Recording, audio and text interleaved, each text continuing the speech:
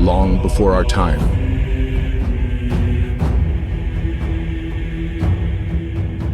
In a land where the sun reigned like a god and gold flowed like water through the hands of kings, there lived a queen whose name would echo through eternity. Balqees.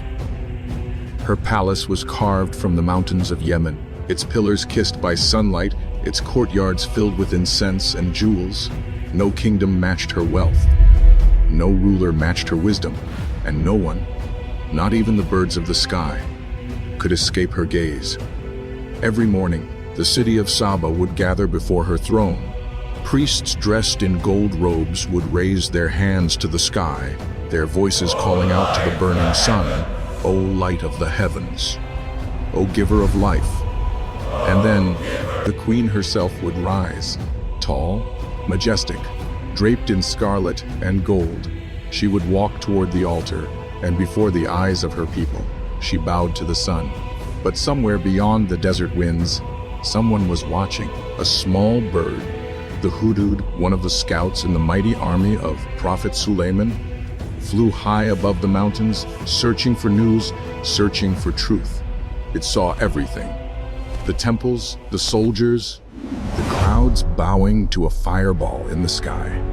And its heart trembled, because this wasn't just another kingdom.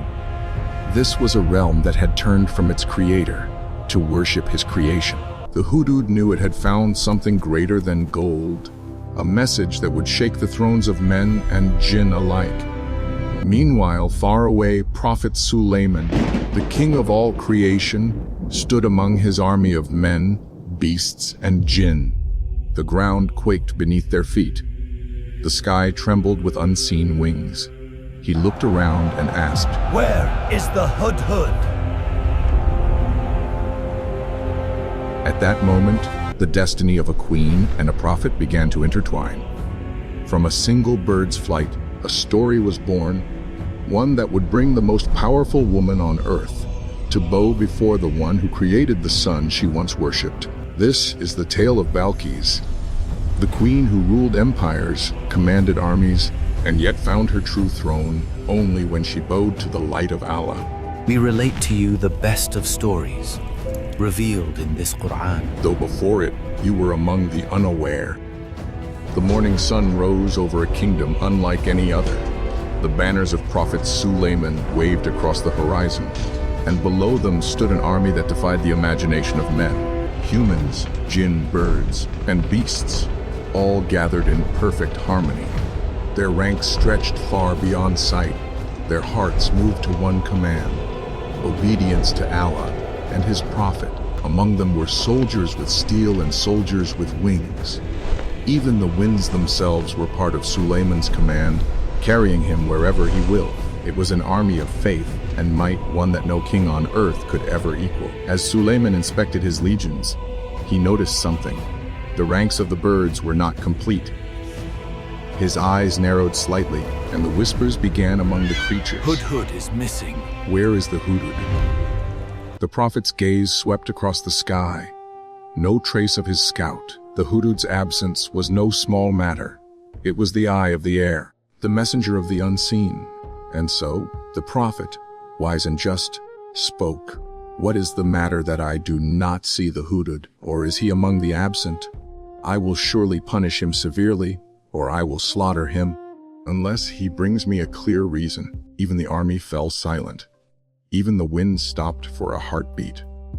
But far beyond the horizon, beyond the dunes and valleys, the little bird that had vanished was soaring through a burning sky.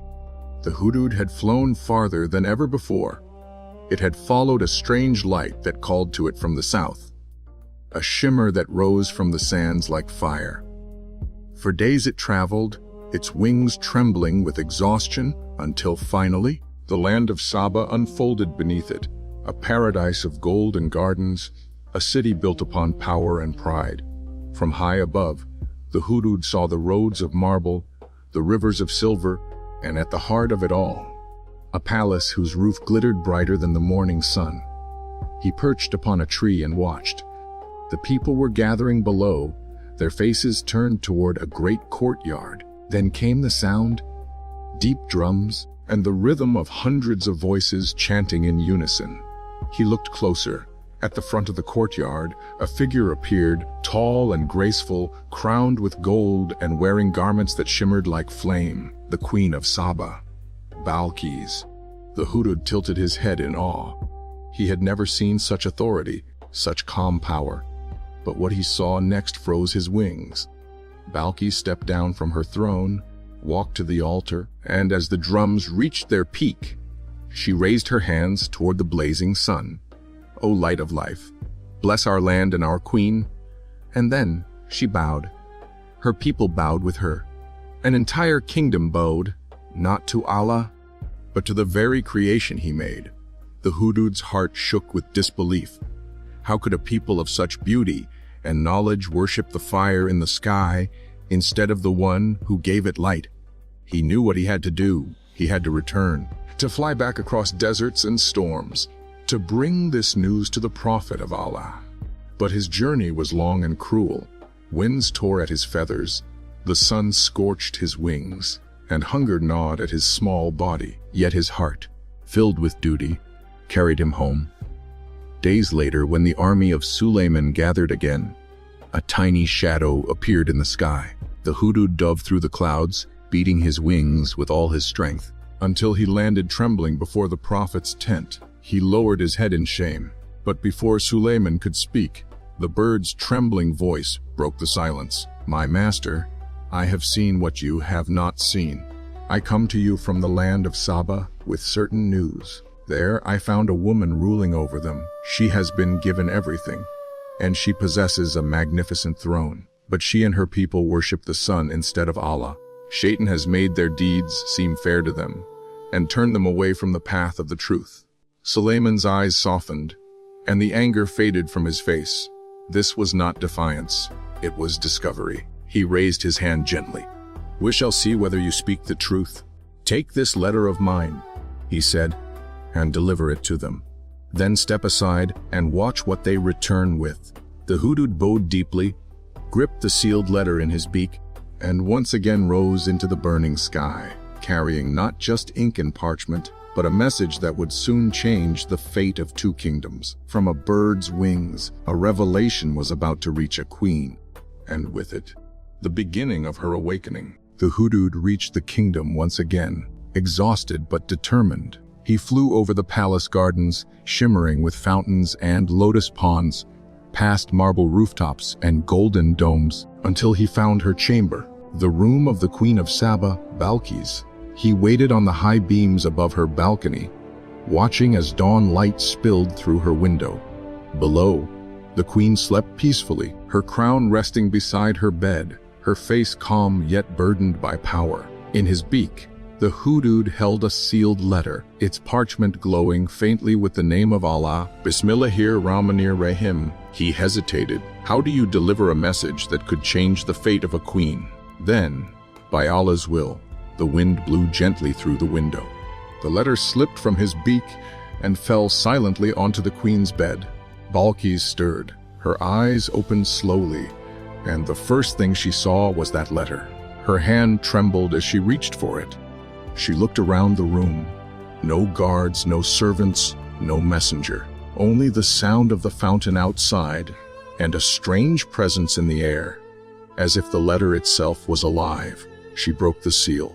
Her lips moved as she read, "Indeed, this is from Sulaiman, and indeed, it reads, in the name of Allah, the most merciful, the most compassionate. Do not exalt yourselves over me, but come to me in submission to Allah." Her breath caught in her chest. She rose from her bed, eyes wide with confusion and awe. "Who is this Sulaiman?" she whispered.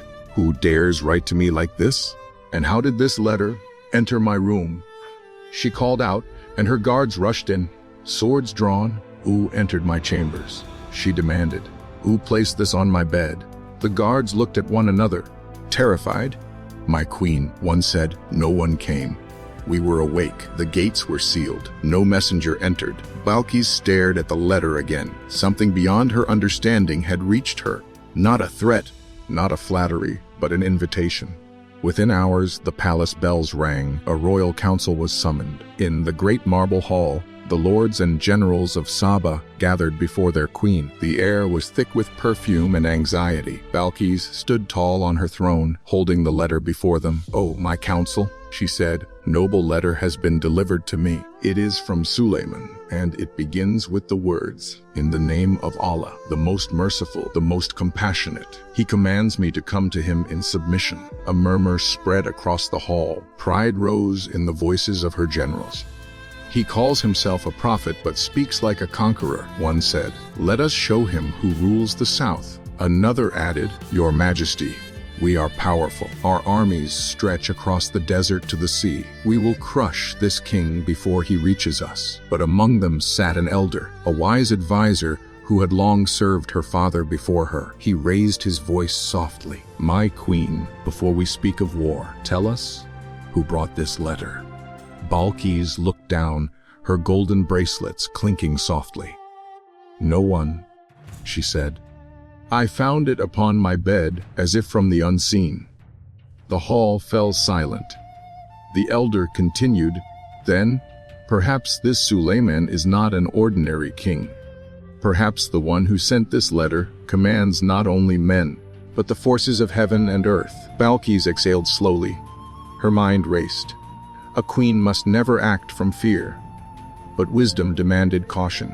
"When kings enter a city," she said, "they ruin it and humiliate its nobles. I fear he seeks not war but submission. And yet, if his power is as they say, what chance have we?" She turned to her council again. "I will not rush to war. Let us test him first. We shall send him a gift, not of words but of gold. If he accepts, he is a king like us. If he refuses, then he is truly a prophet of Allah." At her command, the artisans of Saba began their work. They melted gold and silver, cut emeralds and sapphires, forged animals from jewels, and set them upon trays of pure gold. Day and night, they labored until the gift shone brighter than the sun they worshipped. Finally, she stood before it, the greatest offering ever sent by a mortal queen. But in her heart, a whisper of doubt began to form. What if his God cannot be bought? She dismissed the thought and raised her hand. "Prepare the messengers," she ordered. "Let this gift reach him before the next moon." High above, unseen, the hudud listened from the palace roof. His small heart fluttered with urgency. He knew Sulaiman would not be impressed by gold. He spread his wings and vanished into the horizon once more, carrying the queen's decision back to the prophet. For the first time, the two greatest powers of their age were moving toward each other, a queen of pride and a prophet of truth. Neither knew how their meeting would change history, but the heavens already did.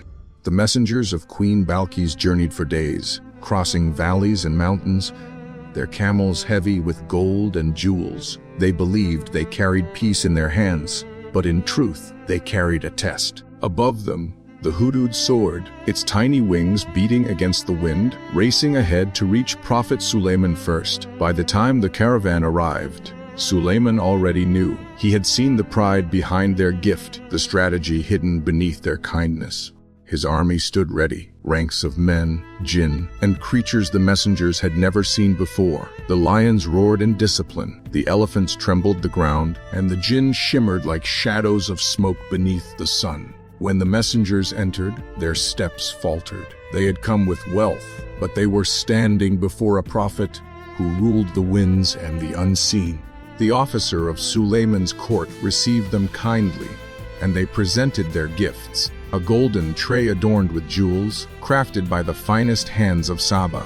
The officer bowed, then entered Sulaiman's chamber. Moments later, he returned, carrying the same tray, untouched. Sulaiman refused to even glance at it. He said, "Do you think to offer me wealth? What Allah has given me is far greater than what He has given you. Return to them with their gifts. If they persist in pride, I will come upon them with a force they cannot resist, and I will drive them out in humiliation."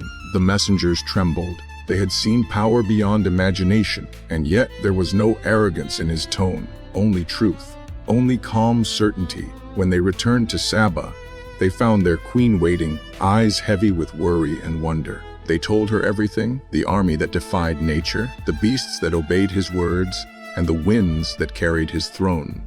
Balqees fell silent. Her pride cracked, but her curiosity grew stronger. "If what you say is true," she said softly, "then he is not a man of greed, but of God." That night, she walked alone in her palace, the torches flickering against walls of gold. Her heart, once filled with the heat of the sun, now felt the cool whisper of doubt. Who was this prophet whose strength needed no gold, whose words commanded the winds? The next morning, she gave her command: "Prepare the caravan again. This time, we go not for war, but for truth." The prophet sat among his council. Beside him were ministers, warriors, and scholars, and among them, a man with knowledge from Allah, gifted with divine understanding. Sulaiman said, "O my people, which of you can bring me her throne before she arrives in submission?" One of the Jinn stood. "I can bring it to you before you rise from your seat," he said, proud of his power. But the man of knowledge smiled. "I can bring it before your eyes blink." And in that instant, the throne of Balqees appeared before them, a vast, golden structure glowing with jewels and carvings, resting upon the floor of Sulaiman's hall. The soldiers gasped, and even the winds seemed to stop in awe. Sulaiman bowed his head and whispered, "This is by the grace of my Lord, to test me whether I will be grateful or ungrateful." He then ordered, "Disguise her throne for her. Let us see whether she will recognize it or be among those who cannot see." Days later, the queen's caravan approached the city of Sulaiman. The sun shimmered on the horizon, and the air hummed with invisible energy. As she neared, she saw the gates open wide, not guarded by men, but by lions and tamed beasts. Her soldiers froze. Her heart pounded. She had seen kingdoms of men, but never a kingdom of obedience, where even nature bowed to one command. The hudud circled above her, its song echoing like a memory of destiny. When she entered the prophet's palace, her eyes widened. Golden pillars rose to the sky, light reflected off every surface, and the air shimmered with divine peace. Then she saw it, a throne before her, identical to her own. Sulaiman looked at her gently and said, "Is your throne like this?" Balqees hesitated, her breath slowed. "It appears to be the same," she whispered, "though I see it has been transformed." Her voice trembled, for she knew no army could have done this. Only the unseen could. Then Sulaiman invited her forward. Enter the palace. Balqees stepped toward a grand hall made of crystal. Beneath her feet flowed water so clear it mirrored the sky above. She paused, thinking it was a pool. She lifted her dress slightly, and the sunlight caught her reflection. Sulaiman smiled. "It is but a floor of glass." In that moment, her eyes met his, and something shifted inside her soul. All her life, she had bowed to the sun, and now, standing before a prophet of Allah, she realized the true light had always been above her. Unseen, yet eternal, she fell to her knees and whispered, her voice breaking with a why, "My Lord, indeed I have wronged myself, and I submit with Sulaiman to Allah, the Lord of all worlds." The hall glowed brighter. The water beneath her rippled with light. The queen who once worshipped the sun had now found the one who created it. From that day, the story of Balqees, the Queen of Saba, was no longer one of pride, but of surrender. Her throne remained, but her heart found a new kingdom. And through her, the world learned that the greatest rulers on earth are those who bow to the light of heaven.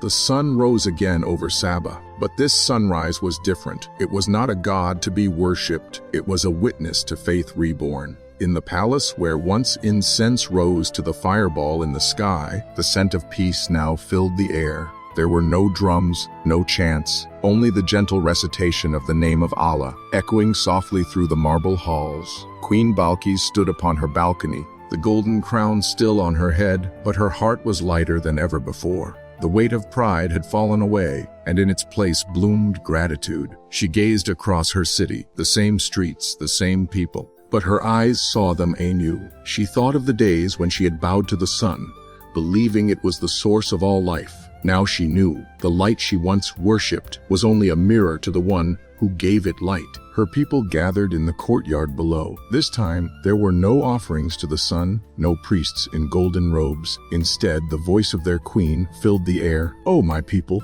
she said, "we once bowed to a creation that could set and fade.